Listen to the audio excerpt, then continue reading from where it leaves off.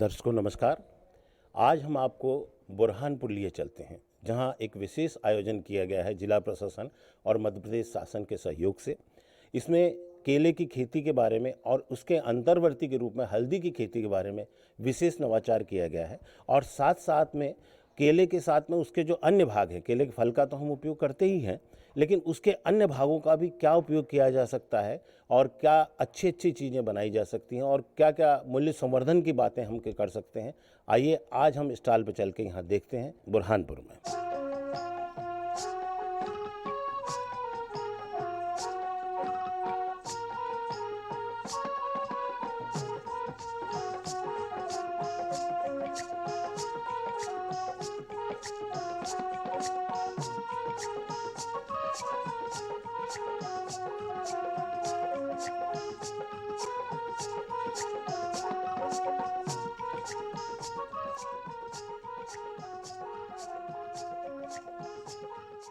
दर्शकों नमस्कार। अभी हम बुरहानपुर में पधारे थे। 2 दिन का हल्दी और केला उत्सव था। उसके अंतर्गत एक उद्यमी युवा उद्यमी से हम बात कर रहे हैं, जो पहले रोजगार के तलाश में खुद भटका, लेकिन उसके बाद उसने अपना स्वयं का रोजगार स्थापित किया और उसके साथ साथ अपने आसपास के जो ग्रामीण बहनें हैं, भाई हैं, उनको भी रोजगार दिया। आइए उस युवा उद्यमी से बातचीत करते हैं। सबसे पहले नमस्कार। नमस्ते सर। हाँ, आपका शुभ नाम बताइए, अपना पूरा परिचय दीजिए, किस जगह पे आप ये हैं? मेरा नाम शुभम रघुनाथ चौधरी है सर। हाँ। और मैं इच्छापुर निवासी हूँ और मैं पहले बीएससी एग्रीकल्चर कंप्लीट है मेरा और अभी एमबीए रनिंग में है सर मेरा। मैं पहले एग्रीकल्चर करके जॉब के लिए गया, कई जगह गया और फिर जॉब ढूंढने के बाद ये पता चला सर कि 30 से 35 हज़ार नौकरी में हमारा भविष्य संभव नहीं है। और इसमें फिर मैंने देखा कि अगर पिताजी का जो बिज़नेस है वो सेटअप है और उसके बाद में मैंने इस उद्योग में इंटरेस्ट जगाया और मेरा ऐसा मत रहा सर इसमें कि मैं इसमें ये चला सकता हूँ। और मेरा कैसा है कि घरेलू जो बिज़नेस होता है उसमें एक्सपीरियंस आपको सिखाना नहीं पड़ता, एक्सपीरियंस खुद ब खुद आ जाता है। तो मैं एक्सपीरियंस के अनुसार सर इसमें बिज़नेस में चलता गया, तो मुझे इतना एक्सपीरियंस हो गया कि मैं इस बिज़नेस को सेटअप को खुद चला सकता हूँ। और मैं ये कम से कम 6 सालों से मेरे हैंडवर्क है, इस बिज़नेस को मैं चला रहा हूँ। और इसमें हम कई तरह के सर केला चिप्स बनवाते हैं। इसमें मुझे प्रधानमंत्री सूक्ष्म खाद्यान्न उन्नयन योजना की तरफ से बुरहानपुर जिले से हमें उद्यम विभाग से स्वीकृत राशि 25 लाख का लोन स्वीकृत हुआ है, जिसमें हमें 35% सब्सिडी यानी 8,75,000 की सब्सिडी मिली है, जिसके तहत हम आगे बढ़ रहे हैं अभी।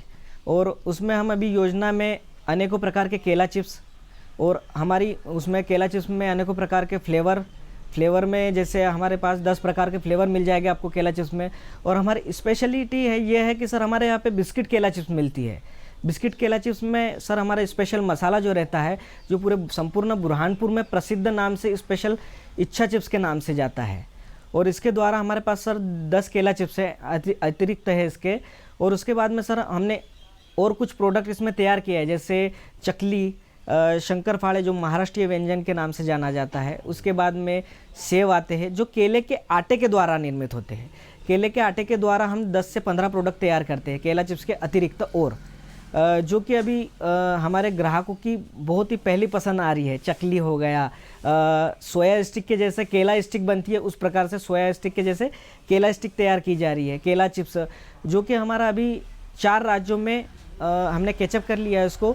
4 राज्यों में हमारा चिप्स जा रहा है, गुजरात, महाराष्ट्र, मध्य प्रदेश और हैदराबाद। इस प्रकार से हमारा चिप्स अभी सभी जगह जा रहा है 6-7 सालों से, और ये बल्क क्वांटिटी में जाता है। क्वांटिटी हमारी डिपेंड रहती है, रिक्वायरमेंट के अनुसार हम चिप्स पहुंचाए जाते हैं सर। और रिटेल काउंटर पे भी हम यहाँ पे मैन्युफैक्चरिंग प्लांट से भी काउंटर चलाते हैं। और हमारे कई जगह एग्जीबिशन हुए तो हमें रिस्पांस अच्छा मिला है। रिस्पांस से यह है सर कि हमारा जो एग्जीबिशन चलता है, इंदौर हो गया, पूना हो गया, बुरहानपुर हो गया, इस एग्जीबिशन से हमें सर अच्छा रिस्पांस मिला है, जिसके तहत हम अभी लोगों की जो आवश्यकता है, जो रिस्पांस मिला है हमें, उसके द्वारा हम जगह जगह चिप्स होम डिलीवरी पहुंचाने का प्रयास अभी कर रहे हैं। घर पहुंच सेवाएं भी शुरू, घर पहुंच सेवाएं चालू है सर अभी। और जैसे अमेजॉन या दूसरी कंपनियां जैसे कर रही हैं जी सर, अलग अलग वेबसाइट पे हम हमारा चिप्स लॉन्चिंग कर रहे हैं, अलग अलग चीज़ें लॉन्चिंग कर रहे हैं। इस लॉन्चिंग के माध्यम से हम चिप्स को, हमारा पूर्ण प्रयास रहेगा कि हमारे ग्राहकों की संतुष्टि के लिए हम इसको घर घर चिप्स पहुँचाएँ। अब ये तो बहुत अच्छी बात बताई और बहुत अच्छी प्रोग्रेस आप लोग कर रहे हैं। ईश्वर करे आपको और सफलता मिले। लेकिन अब ये बताइए कि शुरुआत से हम चलते हैं कि कैसे इसकी शुरुआत की जाती है। आप जो केला चिप्स बनाने के लिए केले कहाँ से लाते हैं जी और फिर उसके बाद की प्रोसेस बताइए। ये सर हमारा जो बुरहानपुर जिला है जी, ये केले के लिए बहुत प्रसिद्ध है। यहाँ का जो केला होता है, जैसे इसे केले की खदान बोल सकते हैं हम। केले की खदान में से ये जो सोना निकल रहा है, इसको हम चिप्स बना के, ये प्रोडक्ट बना के हम अन्य राज्यों में भेजते हैं जहाँ केला उत्पादन कम होता है या तो इस प्रकार की चिप्स की क्वालिटी नहीं मिलती है। जो ये केला होता है सर, ये मटेरियल ज़्यादा रहता है, ऐसा ये बताया गया। ये सर केला जो है इंपोर्ट एक्सपोर्ट होता है। हमारे यहाँ से केला एक्सपोर्ट होता है, तो जो एक्सपोर्ट होने के बाद में जो केला बचता है वो हमारे किसानों का जो रॉ मटेरियल बचता है, ये हमारे किसानों का बहुत बड़ा नुकसान है। बिल्कुल सही। और हम चाहते कि ये केला चिप्स और अन्य जो प्रोडक्ट बनते हैं रॉ मटेरियल से हम बेहतरीन तरीके से बनवाते हैं।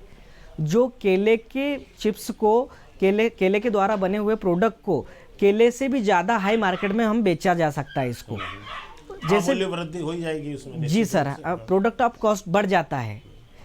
केला सर लाया जाता है यहाँ से, रॉ मटेरियल जहाँ से भी होता है, हमारे जैसे जो लेबर जुड़े हुए वो रॉ मटेरियल यहाँ में ला के देते हैं। फिर इसके बाद इसे फ्रेश करके लेबर छीलता है, क्योंकि इसकी मशीन नहीं आई है सर। हैंडवर्क हमारे यहाँ पे सर 10 महिला लेबर जो काम पे है, वो 10 महिला लेबर सुबह से 2-4 घंटे में इसका 10 कुंटल का प्रोडक्शन हमें तैयार करके दे देती है। उसके बाद हम छिलका निकाल के इसका मशीन में साइसर मशीन से बनता है ये चिप्स कटिंग होती है। इसकी कटिंग होने के बावजूद सर इसकी 3 प्रकार से ग्राइंडिंग होती है। एक तो जो बारीक चूरा होता है इसका ग्राइंडिंग इसमें निकल जाता है। उसके तत्पश्चात यहाँ पे जो मोटा लाल हल्का प्लस इसमें जो डैमेज चिप्स होता है वो निकाला जाता है। तीसरी स्टेप में फर्स्ट क्वालिटी का जो चिप्स होता है उसको हम पैकेज कर लेते हैं सर। पैकेज करके सर रिक्वायरमेंट के अनुसार होलसेल क्वांटिटी वाले को जबलपुर, छतरपुर, हैदराबाद, पूना, नासिक, बॉम्बे, इस प्रकार से सिटियों में हम भेजते हैं। उस प्रकार से सर उसके बाद में जो सेकंड क्वालिटी का चिप्स होता है उस second low quality low of cost में जाता है। और थर्ड क्वालिटी का सर यहाँ पे जो डैमेज पार्ट होता है जो फिर डैमेज क्वालिटी में जाता है। इस प्रकार से हम प्रोसेसिंग तैयार करते हैं सर। यहाँ पे लोकल कंजम्पशन हो जाता होगा उसका। जी सर, लोकल कस्टमर के लिए भी यहाँ पे उपलब्ध करवा देते हैं हम। अच्छा, अब ये बताइए, आपको अनुदान भी मिल गया है जी सर, और उसके साथ साथ आपको एक प्रोत्साहन भी मिला है। जी सर। आप कैसा महसूस कर रहे हैं खुद दूसरों को रोजगार दे के? सर इस बात में मैं लकी कहलाऊंगा कि हम इस ज़िले में हैं अभी, क्योंकि अनुदान राशि, क्योंकि अभी क्या है, मध्यम वर्गीय परिवारों के लिए इतना बड़ा बिजनेस सेटअप करना ये संभव नहीं है, और इतनी बड़ी लागत लगाना, राशि लगाना ये संभव नहीं है। और इतनी बड़ी राशि लगा कर हमारे पास ऐसा, हम जो मध्यम वर्गीय परिवार होते हैं इतनी बड़ी लागत लगवा नहीं सकते। इसलिए हम लकी मानते हैं खुद को कि हमारे जो विभागीय क्षेत्र है, हमारे जो हॉर्टिकल्चर विभाग है, उससे हमें PMFME योजना की तरफ से हमें लोन जो स्वीकृत हुआ है, बहुत ऐसा महसूस होता है सर कि और हम अगर इसमें और से और कुछ बढ़िया तरीके से करना चाहे तो हम कर सकते हैं। और मैं दूसरे को भी बताना चाहता हूँ, जो हमारे भाई बहन है, कि ठीक है नौकरी तो एक बढ़िया है ही, पर मैं चाहता हूँ कि अगर उद्यम से कैसा है कि लोन अगर मिलता है और जो सरकार हमें प्रोत्साहन दे रही है उसके मार्ग से हम बहुत बड़ा काम कोई भी कर सकते हैं। इसमें हमें बहुत सी सब्सिडियाँ मिलती है, 35% वाली, 40% वाली सब्सिडियाँ जो मिलती है, इससे हम उद्यमी बहुत बड़ी कोई भी चीज़ बनवा सकते हैं, मैन्युफैक्चरिंग प्लांट डलवा सकते हैं। आप तेल का बोलो, केला चिप्स का बोलो, अलग अलग केले से बहुत प्रकार के प्रोडक्ट तैयार होते हैं। तो बंधु देखिए, आपकी और आपके जैसे जो हमारे युवा हैं, जो शिक्षित हैं और खुद का रोजगार करना चाहते हैं, उसी के लिए प्रधानमंत्री जी ने ये विचार रखा है। और प्रधानमंत्री सूक्ष्म खाद्य योजना जो है ये इसी के लिए चलाई गई है, ताकि आप जैसे व्यक्ति स्वयं का भी उद्योग करें और उसके साथ साथ आसपास के जो बेरोजगार हैं उनको भी रोजगार दें, खुद का भी उन्नति करें और उसके साथ में दूसरे परिवार की भी उन्नति करें। इतनी अच्छी जानकारी दी आपने, इसके लिए आपका बहुत बहुत धन्यवाद। धन्यवाद। अरे सुन तो, मुझे क्या सुनाना चाहते हो? जो सुनाओ मेरी सौतन को। किसको? अरे वही तुम्हारा मोबाइल फोन जिससे सुबह शाम दिन रात चिपके रहते थे और कहते थे किसान कॉल सेंटर से बातें हो रही हैं। अच्छा ये बात है। हाँ क्यों, क्या हुआ? अब बात नहीं होती क्या? अब तो झट से बात हो जाती है। संबंधी समस्याओं का अपनी भाषा में तुरंत हल पाने के लिए पूरे भारत में किसी भी फोन से हेल्पलाइन नंबर पर संपर्क करें। किसानों का दोस्त किसान कॉल सेंटर।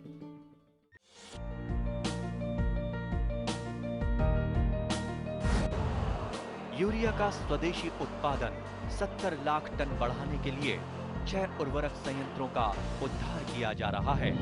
FCIL के गोरखपुर, सिंदरी, तलचर और रामागुंडम संयंत्र, HFCL की बरौनी इकाई और BVFCL की नामरू फोर्थ। सोने पर सुहागा ये है कि देश में अब बनेगा सिर्फ नीम लेपित यूरिया, क्योंकि इससे होगा किसानों का फायदा ही फायदा। अनाज का उत्पादन 10% तक बढ़ेगा। बढ़ेगी 10 से 15% नाइट्रोजन क्षमता।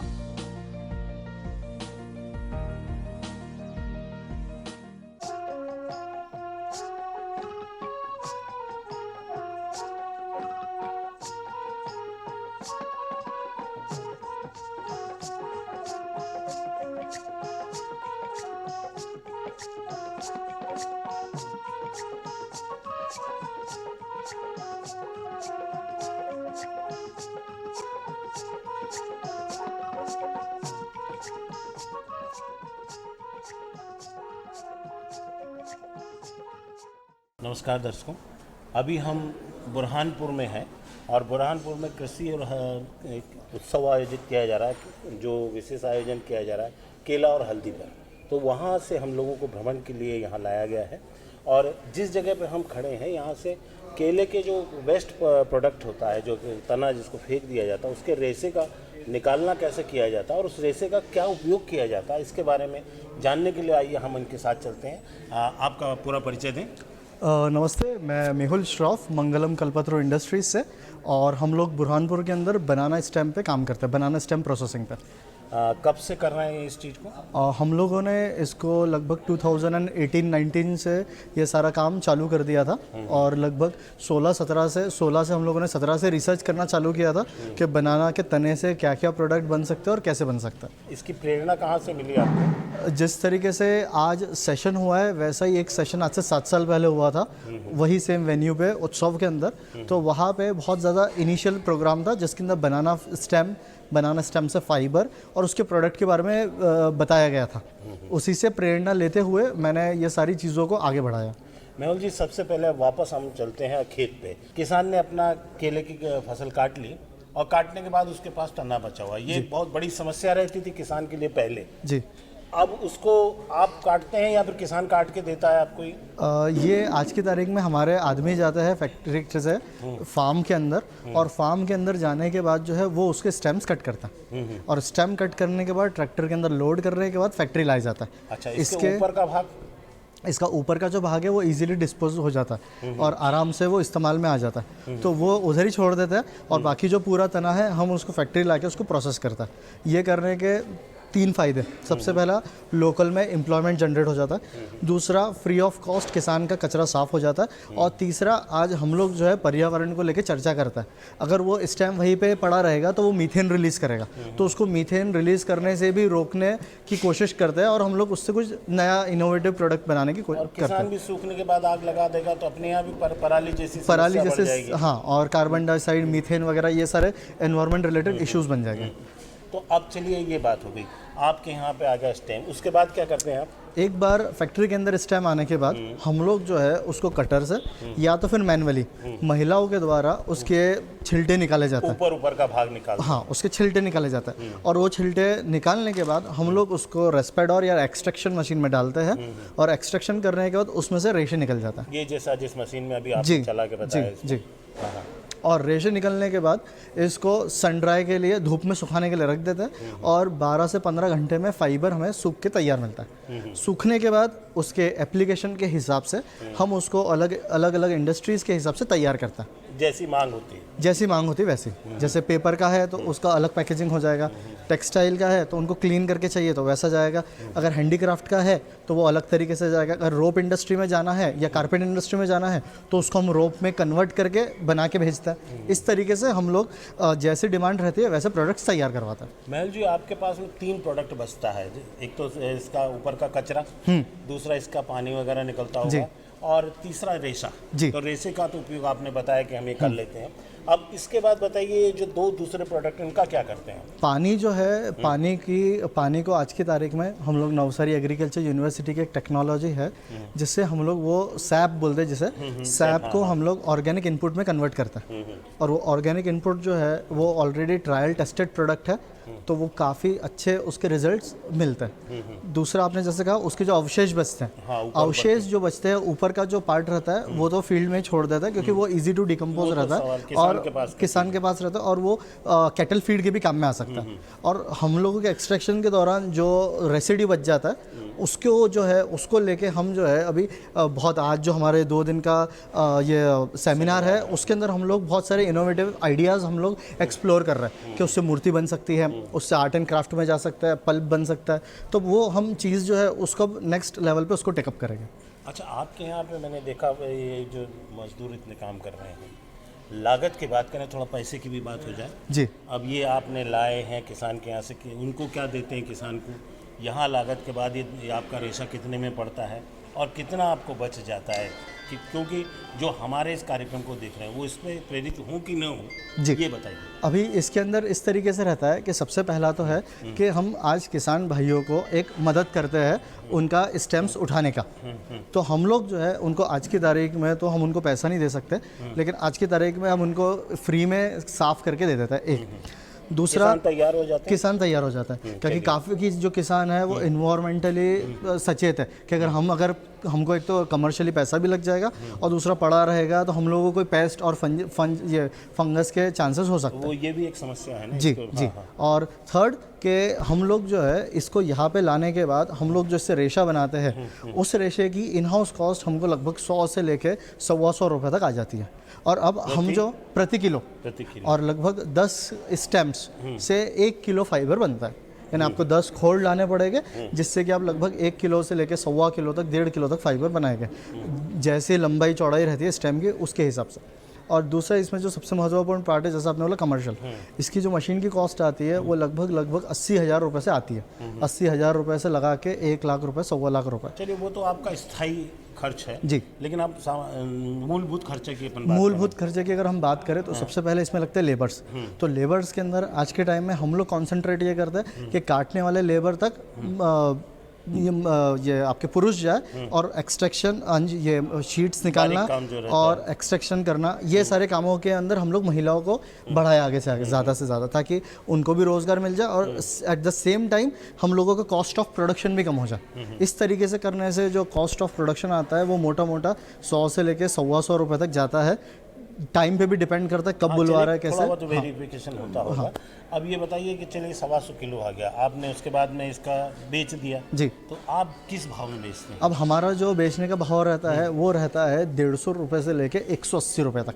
180 किसी ने अगर फुट कर लिया तो उसको 180 दिया जाएगा, उस हिसाब से रहता है। वो तो बाजार के हिसाब से। जी, बाजार के हिसाब से। हाँ। इसके अलावा आपके यहाँ हम देख रहे हैं कि कुछ प्रोडक्ट भी आपने बनवाए हैं जी, और उसके साथ साथ यहाँ पे दरी वगैरह भी बन रही है, कपड़े भी बनते हुए दिख रहे हैं। जी, जी। तो उसके बारे में बताइए, क्या रेशे से वो बन सकते हैं? बिल्कुल। और बनने के बाद क्या वो मजबूत रहते हैं? जी, मैं रस्सी जो से कहा जाता है कि इसकी रस्सी इतनी मजबूत नहीं होती है जी, रेशे की। जी, हाँ, बताइए। एक्चुअली ये है कि रेशा जो है इसके अंदर सेल्यूलोज काफ़ी ज़्यादा रहता है और टेंसाइल स्ट्रेंथ काफ़ी ज़्यादा है।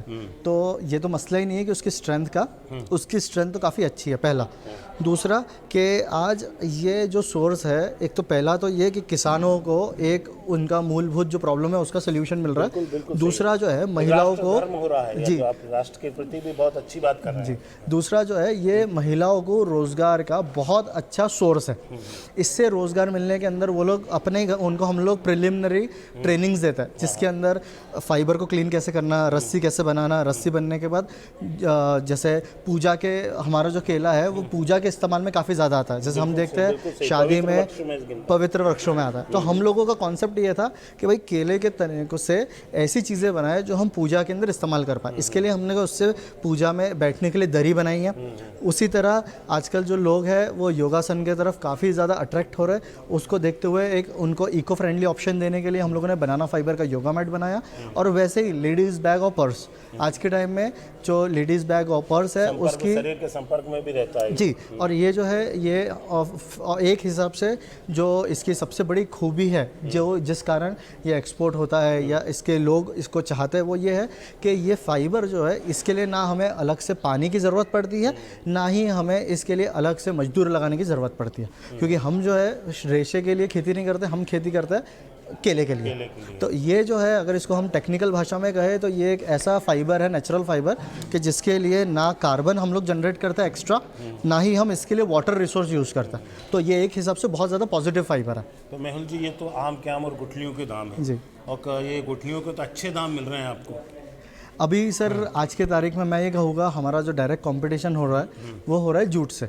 और चूंकि ये बनाना फाइबर जो है वो इतना ज़्यादा प्रचलित नहीं है, तो लोग बनाना फाइबर को और जूट को एक ही समझते हैं। तो हम लोगों को मार्केट में काफ़ी ज़्यादा इंटेंसिव लेवल तक तकलीफ़ें आ जाती है समझाने में। और जैसे आपको मैंने बताया कि एक तने से लगभग 100-125 ग्राम फाइबर निकलता है। तो इसका जो फाइनल प्रोडक्ट बनता है वो बनता है थोड़ा सा कॉस्टली। तो इसके लिए जो है जो स्पेशल एफर्ट्स डालने पड़ते हैं वो सिर्फ मार्केटिंग के अंदर ही मेन एफर्ट्स इसमें हम लोगों को डालना पड़ता है। अब तो जूट की खेती भी कम होती जा रही है, तो जूट भी महंगा होते जा रहा है। जी, हो रहा है। और उसी के साथ साथ हम लोग भी यहाँ पे प्लान कर रहे हैं कि जैसे ये जो हमारा उत्सव है इसको मैं महोत्सव का होगा, और ये महोत्सव के अंदर हम लोग इस तरीके से प्लान कर रहे हैं कि अब जो बनाना फाइबर की इस बार आप आए हो तो 1 यूनिट देखने को मिल रही है, अगली बार आओ तो कम से कम आपको 4-5 अलग अलग तरीके की यूनिट मिले जिसके अंदर बड़े लेवल पर काम हो, ताकि कॉस्ट ऑफ प्रोडक्शन भी हम लोग कुछ लेवल तक कंट्रोल कर पाए। आपको इस पूरी यूनिट को बनाने के लिए कितनी लागत लगी? क्या शासन से कोई अनुदान मिला? जी। यदि अनुदान मिला तो कितना मिला? इसके अंदर हम लोगों ने ये किया था कि मेरा जैसे MBA हुआ है पुणे यूनिवर्सिटी से, इसके बाद मैंने काफ़ी जगहों पे अप्लाई किया था। जैसे मेरे प्रोजेक्ट बनाने के बाद मैंने अप्लाई किया था और मुझे RKVY से ग्रांट मिले थे।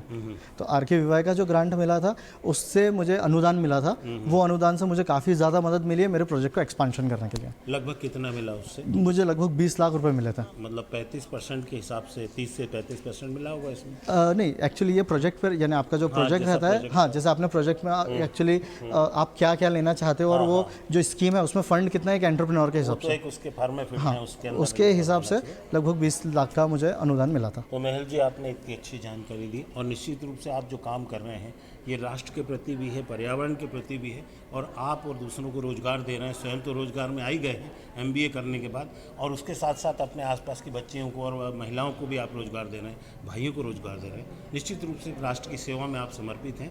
आपका बहुत बहुत धन्यवाद। धन्यवाद। दर्शकों, ये थी हमारे बनाना हल्दी फेस्टिवल की झलकियाँ। निश्चित रूप से आपको पसंद आई होंगी, और इसमें आपने देखा होगा कि कैसे एक सामान्य बनाना जो फल है, फल के रूप में ही नहीं, इसका हम अन्य दूसरे मूल्य संवर्धन में क्या क्या कर सकते हैं, और वो भाग जिन्हें हम फेंक देते हैं, जिन भागों को हम अनुपयोगी समझ के उनका ध्यान नहीं देते हैं, उनसे भी हमने कितनी अच्छी अच्छी चीज़ें बनाने हुई देखी है। और निश्चित रूप से आपको ये अच्छी लगी होंगी, पसंद आई होंगी और आपके लिए उपयोगी भी होंगी।